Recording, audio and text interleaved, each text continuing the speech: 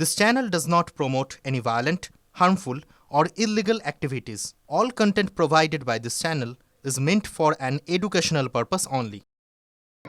বিবেকানন্দের ভারত, রামকৃষ্ণের ভারত, সভ্যতার প্রথম প্রভাত থেকে বিভিন্ন ঋষিমুনির ভারত, সেই ভারতকে যদি কেউ বিন্দুমাত্র আঘাত করে তাহলে ভারতবর্ষ বসে থাকবে না, প্রত্যাঘাত করবে এবং তাতে আধ্যাত্মিক দিক থেকে, শাস্ত্রীয় দিক থেকে কোনো অপরাধ নেই, বরং প্রত্যাঘাত না করাই অপরাধ।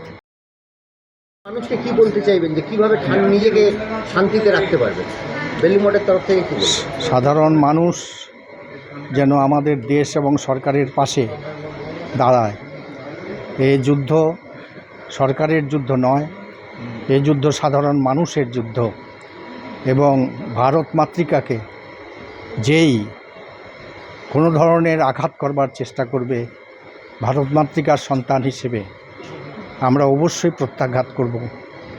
স্বামীজি বলেছেন, ভারতের কল্যাণ আমার কল্যাণ। স্বামীজি বলেছেন, ভারতের যে প্রতিটি ধূলি সেটি অত্যন্ত পবিত্র। স্বামীজি বলেছেন যে ভারত হচ্ছে যৌবনের উপবন, বার্ধক্যের বারাণসী। অতএব সেই যে ভারত, বিবেকানন্দের ভারত, রামকৃষ্ণের ভারত, সভ্যতার প্রথম প্রভাত থেকে বিভিন্ন ঋষিমুনির ভারত, সেই ভারতকে যদি কেউ বিন্দুমাত্র আঘাত করে তাহলে ভারতবর্ষ বসে থাকবে না, প্রত্যাঘাত করবে এবং তাতে আধ্যাত্মিক দিক থেকে, শাস্ত্রীয় দিক থেকে কোনো অপরাধ নেই, বরং প্রত্যাঘাত না করাই অপরাধ।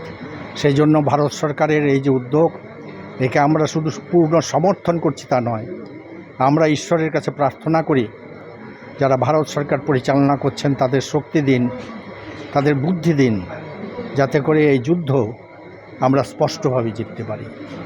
এটি অকল্যাণের উপর কল্যাণের যুদ্ধ, অশুভের উপর শুভের যুদ্ধ, বর্বরতার উপর সভ্যতার যুদ্ধ।